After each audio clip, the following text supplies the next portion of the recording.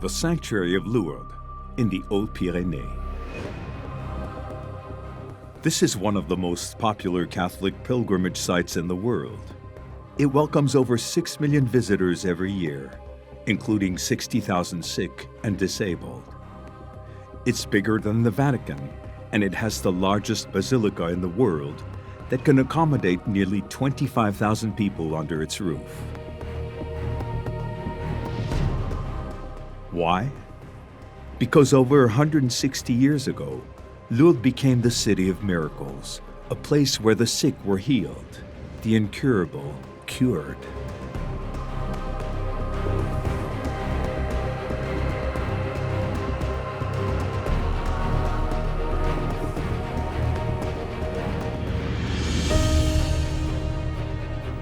We observed spontaneous regression of advanced stage cancers, and it's not clear why. How can the healing be explained? Who received the miracles of Lourdes? And what exactly happens here?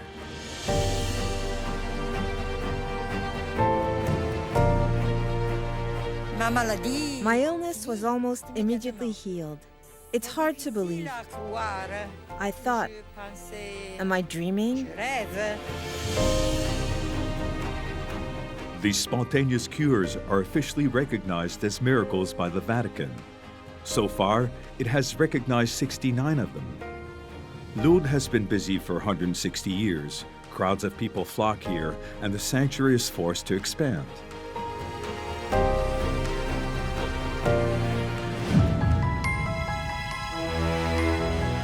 It is said that the Vatican needs miracles. When they happen, the number of pilgrims here rises.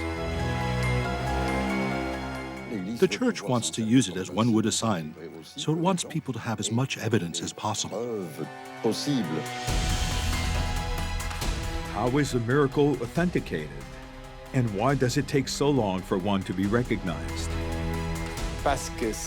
Because it obviously opens the door to a proliferation of deceits and to people who make money from such superstitions. Of the 7,000 files that were put forward, only 69, which is very, very few, were accepted. Lourdes is like nowhere else in the world. Here, doctors, unconnected to the Catholic Church, study the cases of spontaneous cures. But why entrust the task of proving a miracle to science? These people, who know how organs normally work, see that here we are talking about something special. Science is progressing every day. A miracle which has been recognized as such in the past can now be explained. But medicine does not diminish the number of miracles. How is this possible? It could be said that the brain, which acts on our immune system, can modulate the phases of the disease, or even potentially cure it. It is theoretically possible. What has happened since February 11, 1858, the year the destiny of Lourdes changed forever, when a 14-year-old girl, Bernadette Soubirous, saw the Virgin Mary and discovered her spring in the grotto of Massabielle, the source of most of the healings. We will reveal everything you need to know about this sanctuary and unveil its 160-year history. We will unlock the secrets of the miracles of Lourdes. The miracle is always there. One can be an atheist and still believe in miracles.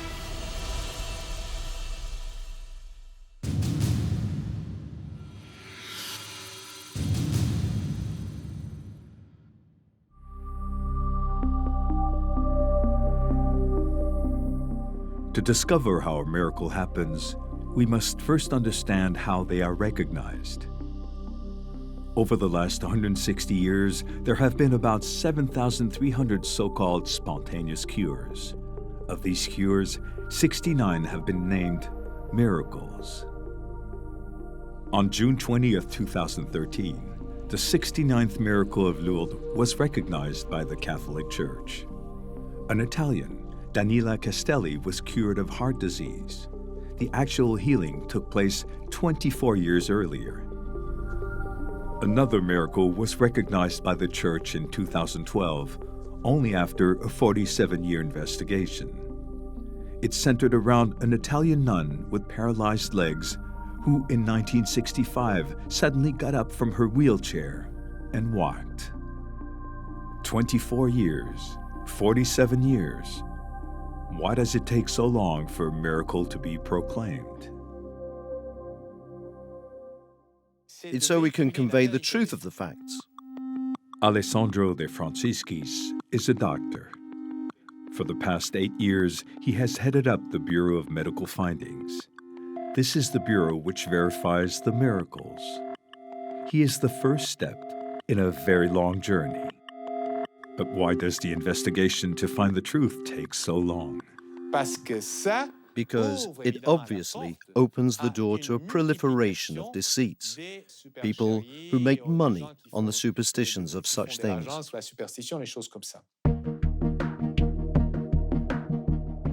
There is an extremely strict procedure. We want to avoid discredit, and that's why out of the 7,000 files that were handed to us, only 69, that's very, very few, ended up reaching the end of the procedure and being recognized as miracles. In Lourdes, it is not the church that investigates. It's the medical profession. As incredible as it may seem, the Vatican and the dioceses that represent the church in France never participate in the investigations.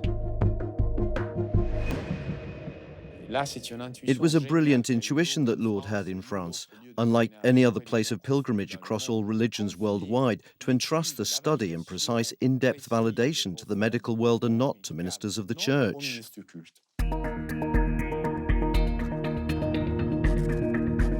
Medicine and science are as important here as anywhere in the world.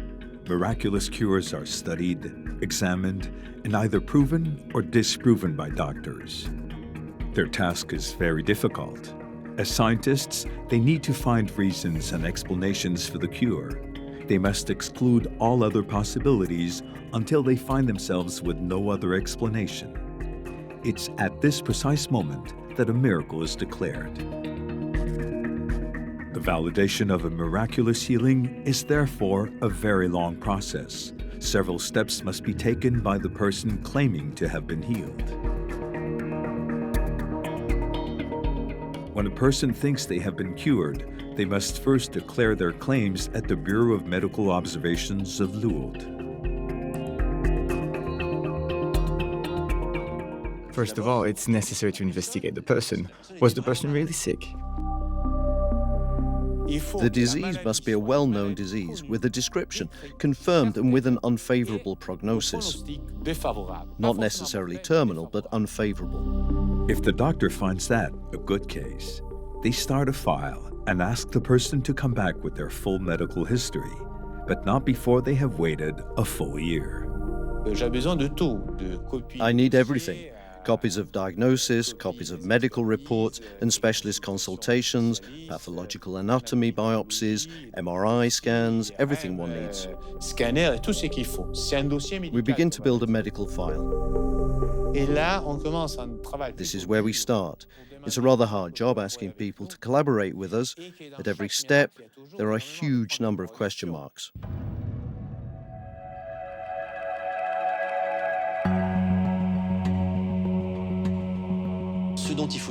What you need to be sure of is that the person has not been treated for this disease and that the treatment has, in the end, been effective. It can happen that a person is sick and is given treatment.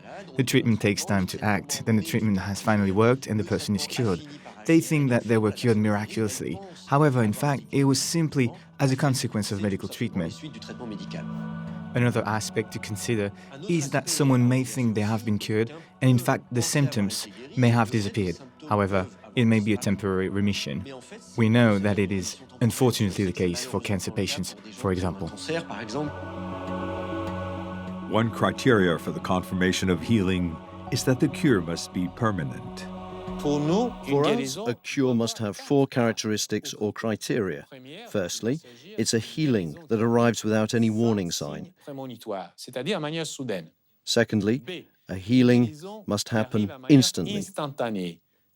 Thirdly, it must be a complete and total cure. And finally, the healing should last forever. a cure which is sudden, instant, complete, and lasting. That is why a year must go by before the claimant's case can be heard.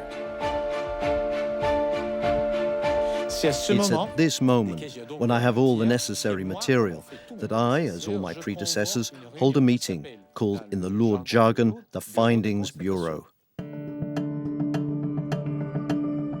All the doctors, pharmacists, dentists, nurses, and surgeons who are present in Lourdes that day are invited to meet in the presence of the person concerned. We are going to call in a whole bunch of doctors and request the opinion of several doctors, asking, do you think that there can be scientific or natural explanations? Or is this going beyond what's natural? Are we in the supernatural? All the specialists still meet in the same place to discuss the various medical cases. We are at the entrance of the conference room of the Bureau of Medical Findings. This is a room that I use throughout the year to discuss supposed cases of healing. The person or persons who have supposedly been healed enter the room and we discuss their case. The session opens. The doctors chosen by the Bureau can ask any questions they wish and discuss among themselves the strength of the diagnosis and the known evolution of this disease. The person who is supposed to have been cured usually sits in the front row, so that after they present their medical file, the doctors can question them about their symptoms. This first phase, which can last several years, allows us to examine the cure and its robustness. We are going to look for different explanations, even in the absence of medical treatment, by saying, yes, but maybe other factors could explain the cure. In a way, we look for all possible and imaginable explanations. These meetings happen year after year until all the questions have been asked and nothing remains unanswered. That's when the last meeting happens. We can arrive in a collective session. We vote by raising our hand if we have managed to identify a cure. We can say, this is an unexplained healing in the current state of our medical and scientific knowledge.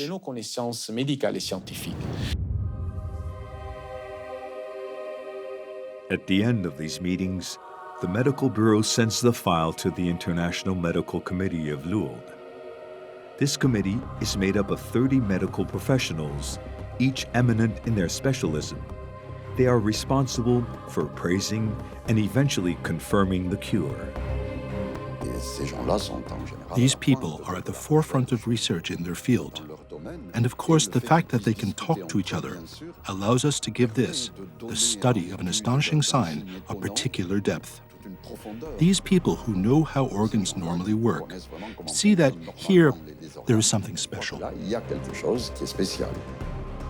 This committee meets only once a year in absolute secrecy.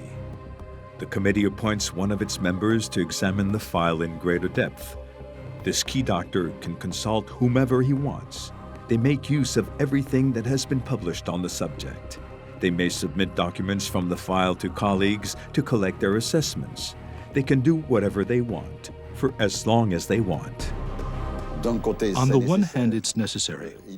We also need to know, while taking the necessary precautions, that there are things in all areas that can be recognized in the spiritual domain, the psychic domain, and the physical domain as well. The committee can go into more or less detail in its conclusions. If there is still uncertainty about the diagnosis, it can be satisfied by confirming that, yes, this person was ill for years and today they are well. This sudden change is linked to Lourdes. The International Medical Committee of Lourdes can also certify that this healing remains unexplained, but approval must receive 2/3 of the votes. Doctors will simply end up saying, in this case, we consider that the healing cannot be explained within the current context of science. It is the Church that uses the term miracle. The final step is the official statement. Is this a miracle? We have a declaration of healing. The cure is confirmed by the International Medical Committee of Lourdes, and here the medical expertise is completed. I think we need to convey the truth of the facts. These are that in Lourdes, if we say that someone is cured, I assure you, they were sick, they have undoubtedly been cured, and this cure has, of today, no explanation. The last word comes back to the Church. It decides whether this healing will be publicly recognized or not. The strongest commitment is the recognition of a miracle. This process of authentication by the Church takes place in parallel to the scientific inquiry. The Church looks at the person, observes their behavior and their way of life following the healing.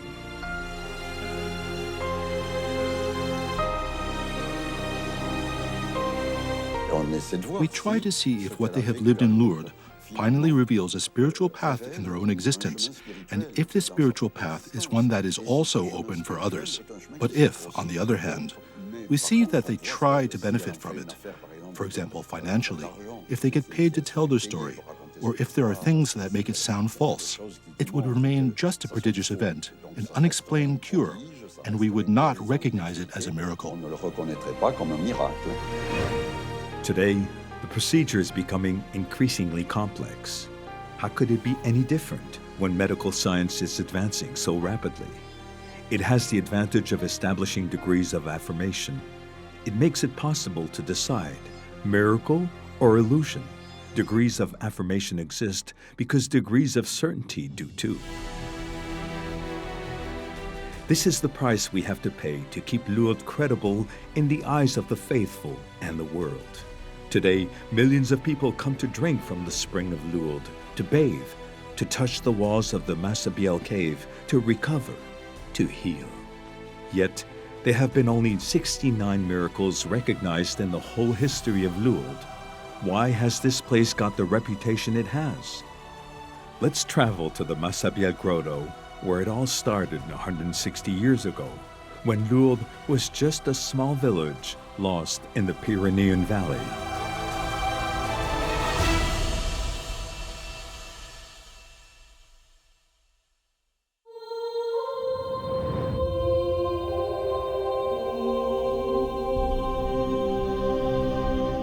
In order to understand the vital role medicine plays in the validation of miracles, we need to know the facts of Lourdes.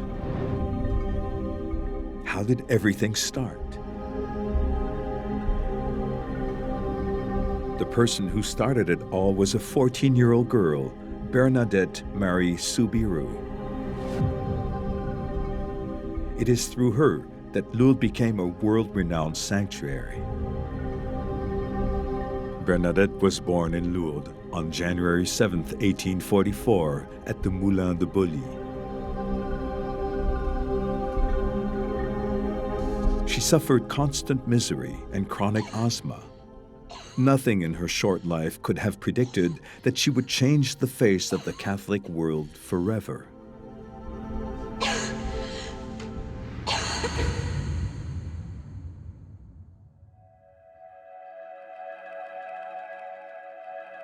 It is February 11th, 1858.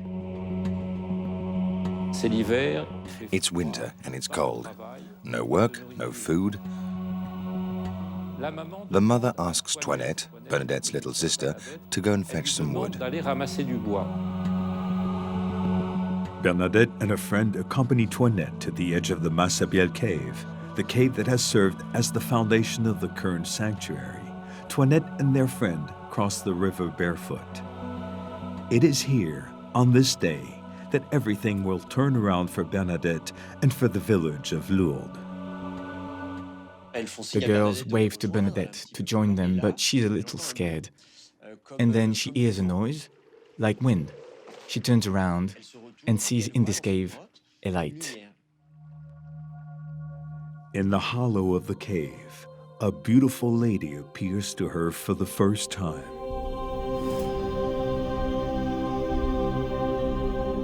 It is here that she sees an apparition of a radiant girl dressed in white.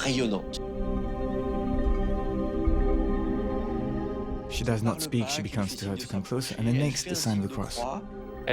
She thinks she's dreaming. She says, "The more I rubbed my eyes, the more I saw this lady smiling at me."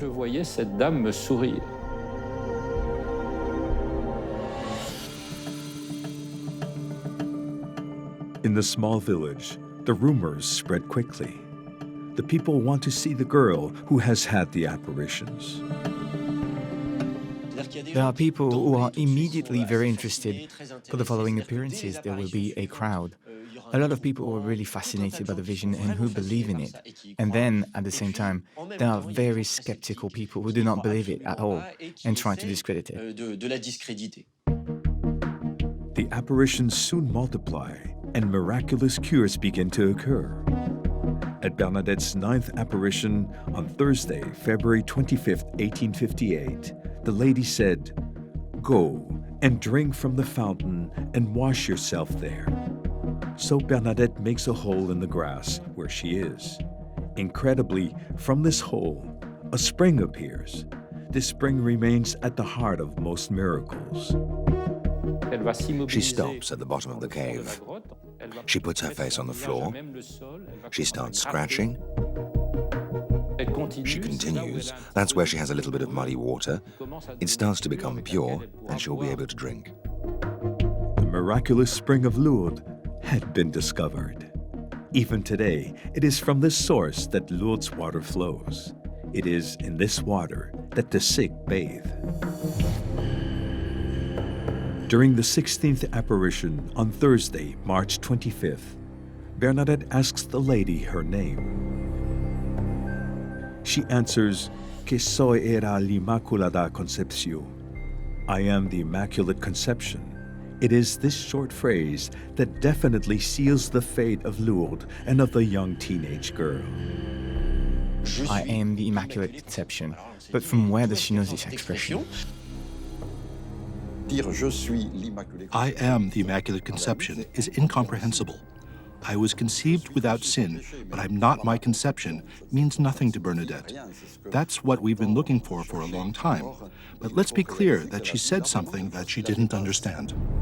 Bernadette doesn't know these words. She repeats the sentence she heard to Father Peramal, her village priest. He fell to his knees in tears. He understood. He saw through Bernadette's face something resembling the Blessed Virgin. The Immaculate Conception is, at this time, a new belief in the Catholic religion. Bernadette does not understand the expression. This belief is quite young as it dates from 1854. It's an expression which was not very well known at the time. Immediately, the church decides to act. In 1860, Father Peramal takes Bernadette to Nevers, 700 kilometers from Lourdes. She is to become a boarder in a hospice. He arranges for the Soubirous family to stay in Lourdes, relocating them for free. In 1861, the Bishop of Tarbes bought the cave from the commune of Lourdes. The Vatican had the cave fitted out and began the construction of a basilica. Finally, the church officially recognized that this place is a source of miracles. The reputation of Lourdes goes from myth to fact. Lourdes will never be the same again. Unfortunately, neither was Bernadette. She became an international celebrity, but she could not stand the attention she received. Her situation became more and more intolerable. Until her death, she'll have to testify, which for her will be an ordeal, especially because of her asthma and difficulty speaking. At 22 years old, Bernadette entered a convent. On April 16, 1879, she died from lung disease. She was 35 years old. For the next 160 years, the sanctuary of Lourdes continued to attract millions of visitors, the inquisitive, the sick, and the faithful. But why do they keep coming? First, because people were being healed. 7,300 unexplained cures have been recorded. 7,300 lives affected by Lourdes when no one could do anything for them. Furthermore, because many of these cures are verified by medicine, it seems that the sanctuary of Lourdes is the origin of these healings. This authentication of miracles is almost more important than the announcements of the cures themselves. This is the proof that gives credibility to the sanctuary.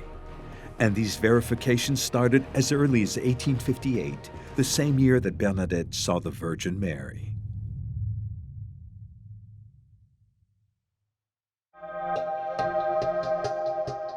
Almost immediately after the discovery of the spring in the Massabielle cave, dozens said they were cured of their disease or disability.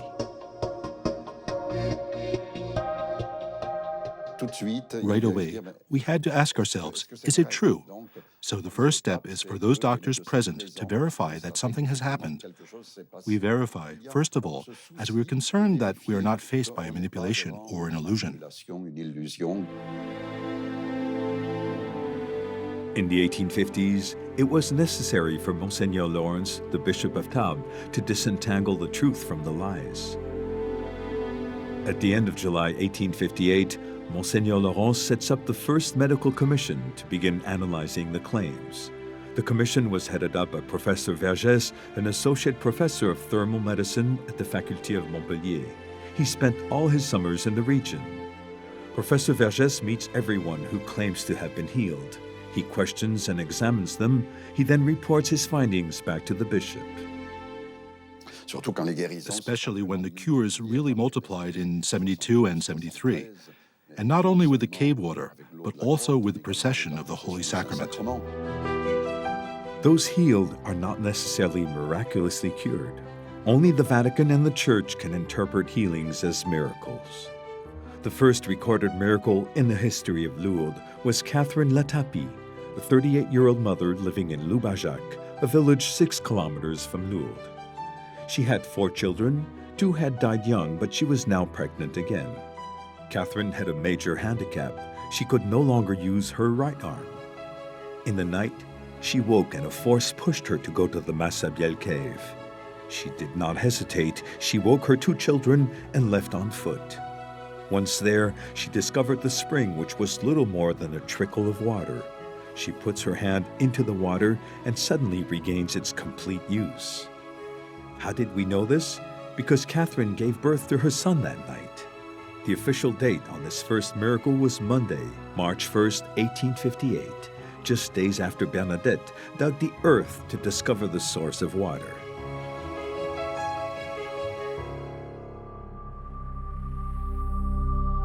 The second miracle happened soon afterwards.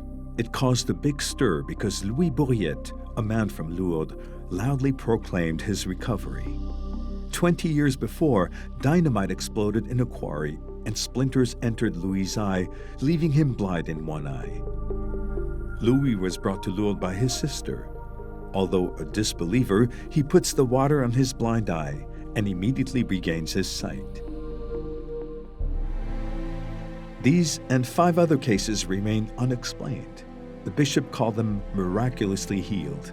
These healings are miracles. I can see God's finger in them. To authenticate them, he relied on a doctor's examination. Indeed, 7 of the dozen cures which had already occurred were recognized with the help of Dr. Vergès from Montpellier, therefore enabling these first 7 cures of Lourdes to be counted. Certainly, in the first place, it was to sort out all the declarations, but it was the first step in a new way of seeing the miracles for the Church. Straight after the apparitions of Bernadette, science intervened. It is this same medical and scientific involvement that has contributed to the international renown of Lourdes. This is also the first time in the history of the apparitions of the Virgin Mary that science has been so involved. There have always been apparitions since the beginning of the Church. However, there never had been a need for certificates of authenticity. If we look at the majority of Marian apparitions in the world throughout history, we can see that the messages that the Virgin gave to this or that person were listened to by the relatives of the witnesses. The miracles were just announced, never scientifically verified. The scope of these phenomena was not global as it is in Lourdes.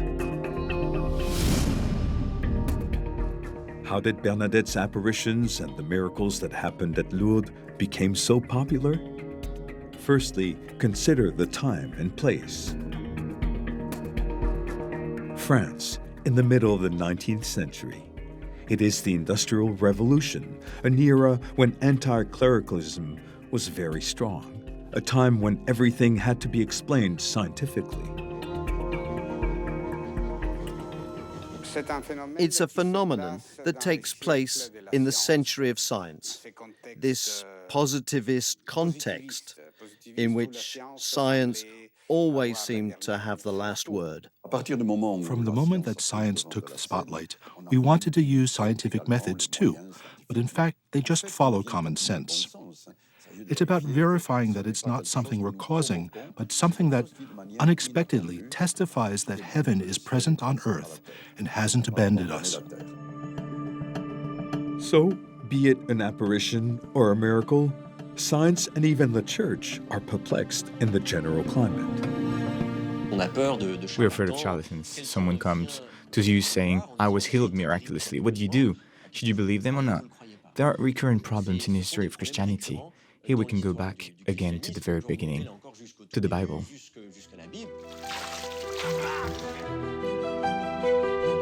Of the 69 people who officially received a miracle, 55 were from France, 8 from Italy, 3 from Belgium, and 1 from Germany, Austria, and Switzerland. The youngest is 2 years old and the oldest is 64. More than 70% are under 40 years old. But beyond these 69 miracles, Healings has made Lourdes a unique place. The last two were the Frenchman Serge François and the Italian Daniela Castelli.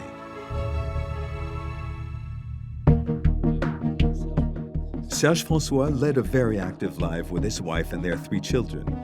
On May 10, 1997, he suddenly fell ill with back problems.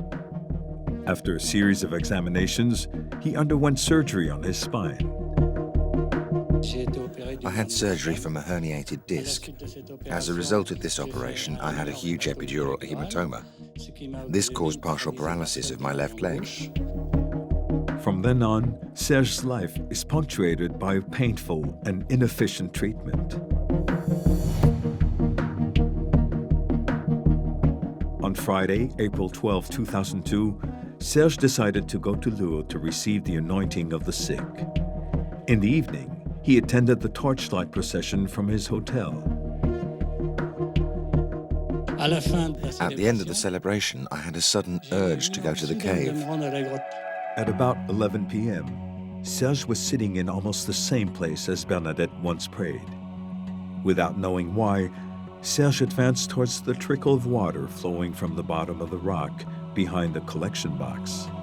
He soaked the tips of his fingers in it. Then he went to the fountains, drank some water, and washed his face. At that moment, I was caught in a whirlwind. I had a pain that went from my lower back down my whole leg. After about a minute, everything is back to normal, and I had a feeling of well-being, comfort and warmth. My leg, which was always cold, icy and sclerotic, had become hot. I wondered what was happening to me. About 10 days later, back at home, a deformation that had formed under his foot disappeared.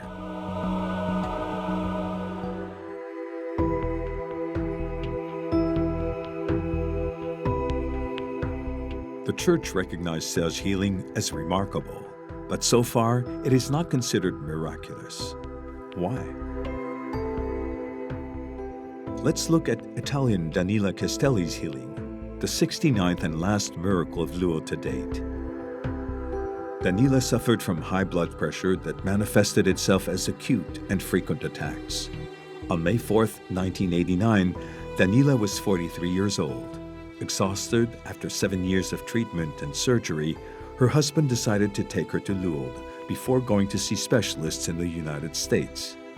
Daniela was very weak and convinced that this was the last trip of her life.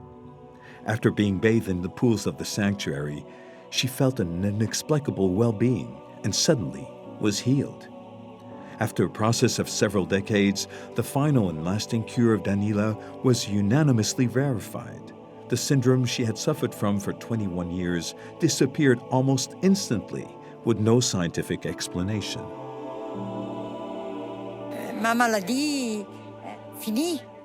My illness was almost immediately healed.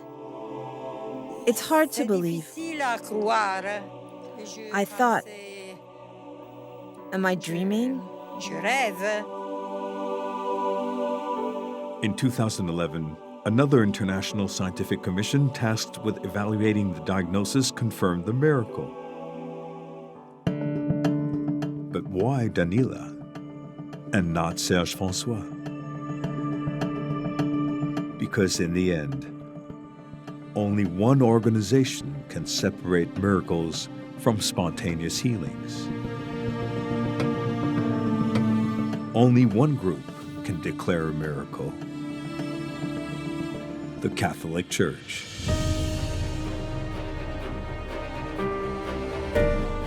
Officially, a miracle is a divine sign, but in fact, the Church seems to choose who has the right to be miraculously healed.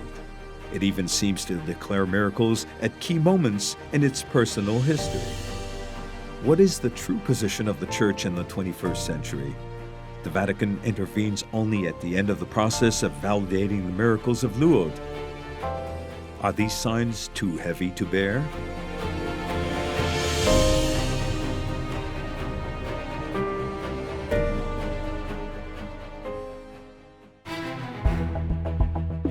In 1858, after the apparitions of Bernadette Soubirous, everyone, both religious and non-religious, wanted to take over. The French state, seeing the popularity of Lourdes, became interested in those responsible for this excitement, including young Bernadette and the patients who were suddenly cured. It should be known that in the 19th century, we stand before the separation of church and state. It is the law of 1905, and so very early on, the public authorities take interest. Investigations start. We really have the police and the investigators, the inspectors, who are going to meddle in the case, who will question the witnesses and the people who claim to have been miraculously cured. In France, at the time of the Industrial Revolution and of great scientific discovery, a wave of opinion violently attacked religion. At the head of this movement was Émile Zola, who shortly after publishing Germinal ignited a new fire entitled Lourdes, which aimed to demystify the wonders witnessed by pilgrims. When man has touched the depth of the misfortune of life, he wrote, he returns to the divine illusion. This view took on disturbing proportions. Priests were persecuted and Christians mistreated because of their beliefs. Lourdes was born in the middle of an age when man is trapped in a factory, trapped in a world that becomes a concentration camp. However, man is not a mechanism.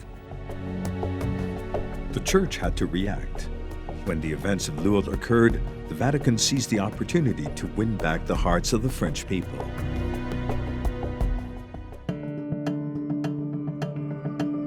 Religion itself must remain open. It cannot lock itself away. There is always the temptation in something that could be a fixed theory, which could be a set code, which could finally be an ideology. Religion must connect man to what is beyond him.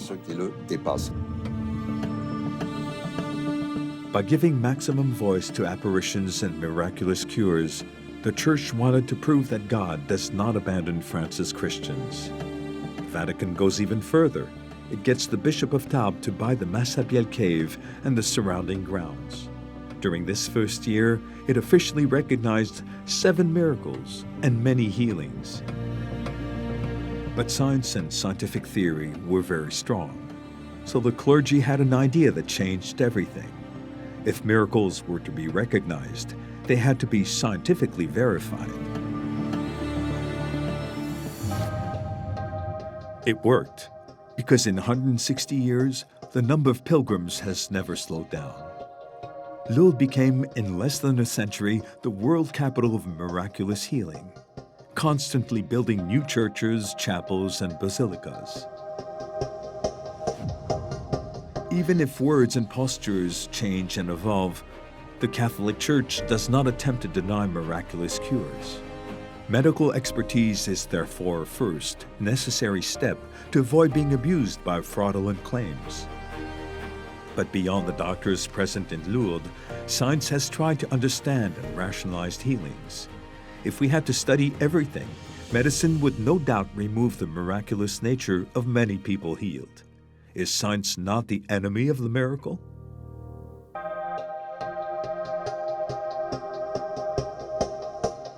It is science that changed everything in Lourdes. Without wishing to control everything scientifically, Bernadette's apparitions would not have had as great an impact. Without science verifying the authenticity of healing, no miracles would have been recognized. This is the paradox of the sanctuary of Lourdes. Can science explain everything? We must remain cautious. Our knowledge of the human body is limited. Scientific progress is real, constant, and at the same time, the more you learn, the more you are limited. From a scientific point of view, we must adopt a slower, humbler attitude, and simultaneously, we must recognize that we are dealing with a phenomenon that go far beyond what we are able to explain.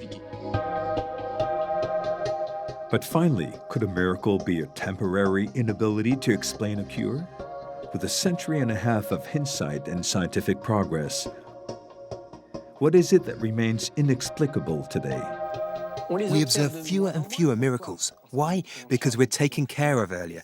That's certainly true that for there to be a miracle, no treatment may have taken place. So it's obviously more and more rare and more difficult to observe them. Can faith put our pain, our difficulties, or even our illness to rest? Is our brain able to solve everything? Today, we increasingly know that the brain has an impact on our state of health. The brain can modify the microbiota. That is to say, the bacterial content of our intestine influences our heart rate, our blood pressure. The brain influences our immune system. So when we're depressed, our immune system is much weaker and we'll catch infections more easily. We have more and more clear proof of this. This leads to one question. Are the miracles of yesterday still miracles today? Some diseases that were once incurable are no longer. We realize that the evolution of the diseases of those miraculously cured is closely linked to medical progress. The first historical cases concerned infectious diseases, in particular tuberculosis. There may be cures here, albeit currently unexplained. However, then we will find explanations. For example, tuberculosis that was healed in an unexplained miraculous way here, when penicillin had not yet been discovered. And little by little, doctors cured tuberculosis. Then Lourdes welcomed patients with rheumatism. This is soon followed by those with cancer, still very numerous today. Only 40 years ago, a cancer patient would certainly die. Today, the possibility of successfully treating is over 50%. Those are the victories of the scientific method. Since the 50s, the diseases that are present in Lourdes are no longer linked to bacteria or viruses, to external elements. Today, it's the diseases that start inside us, autoimmune diseases, which are more common. There are more and more chronic diseases where one produces antibodies against one's own body. So yes, there is a genetic terrain, but these diseases still remain mysteries.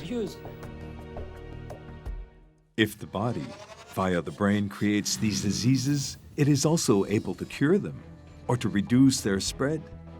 This desire, which triggers its own healing, is it not faith? According to the various religions, faith can move mountains. And collective faith can do even more. Anyone traveling to Lourdes will tell you. There's such fervor there, thousands of people communicating together. One is literally embodied by this faith. We can easily imagine that this communion has a major influence.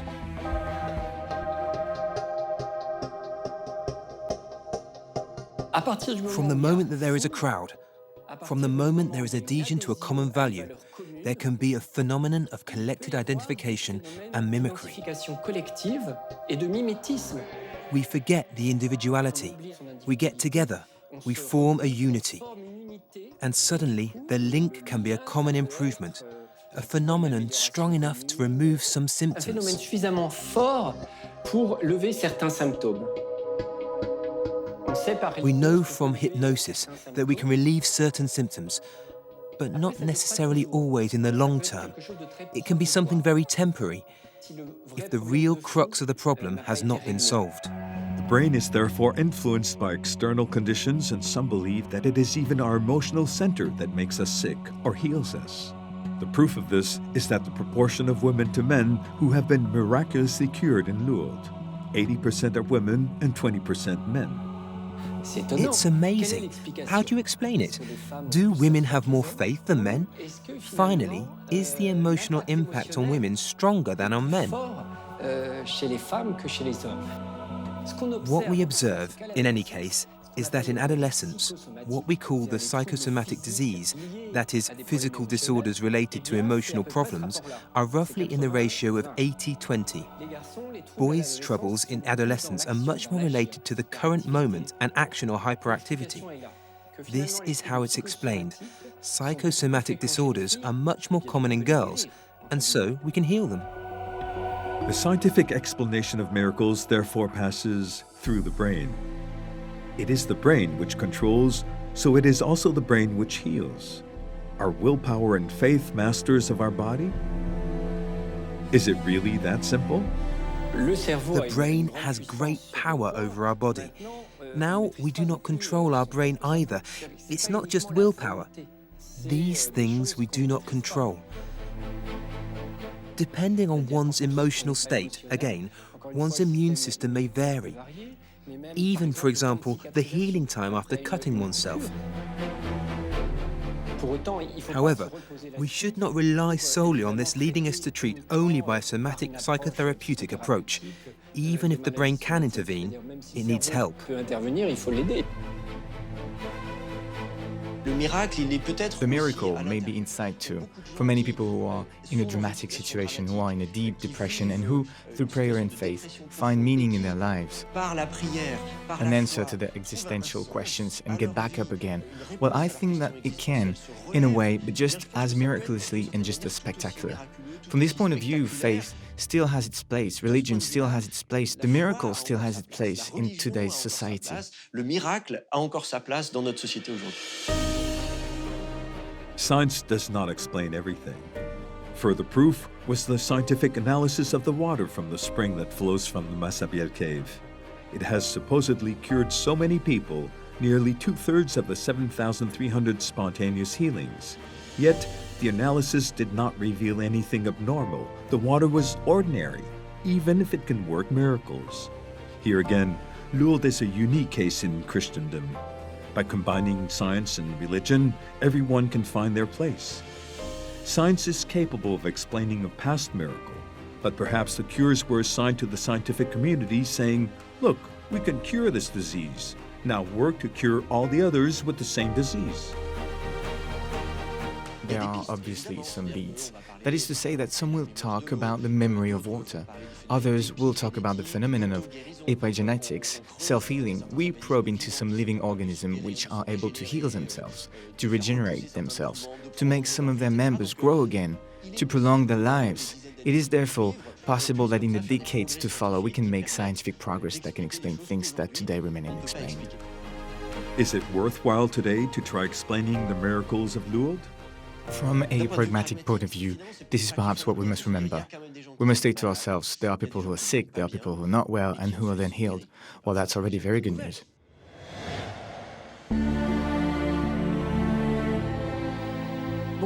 Many say that the more science advances, the more the number of miracles will decline. For example, in Lourdes, there have been fewer miracles than previously, while in other churches, such as evangelical churches, everything is considered a miracle. A birth is a miracle. Anything that pleases us, anything that is unexpected, anything that is surprising is considered miraculous. The miracle is there at every moment. To be alive is miraculous. So the more science advances, the more miracles there will be, because science is miraculous. one can be an atheist and still believe in the miracles of science. There will always be unexplained events. It is our destiny to advance towards the unknown. Is the fate of science to explain the inexplicable today? Yes, but not only that. Because every time we explain something scientifically, we open a new door. And in the end, it's almost infinite, probably like the universe. We must rise, see these cures and miracles differently. Of course, many of them can be explained today. But it only takes one case for faith to be present, for a message to exist. What is this message?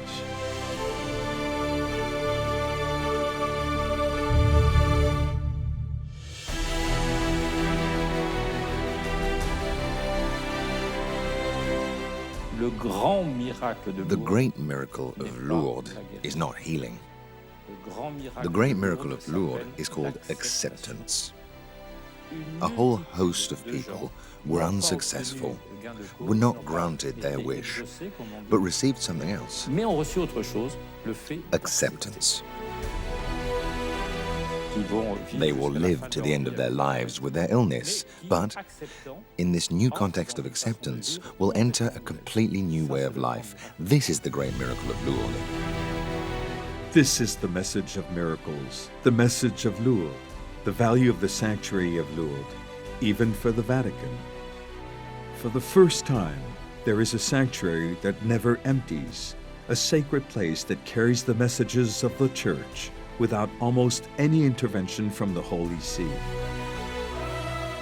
Lourdes should remain the capital of miracles for a very long time.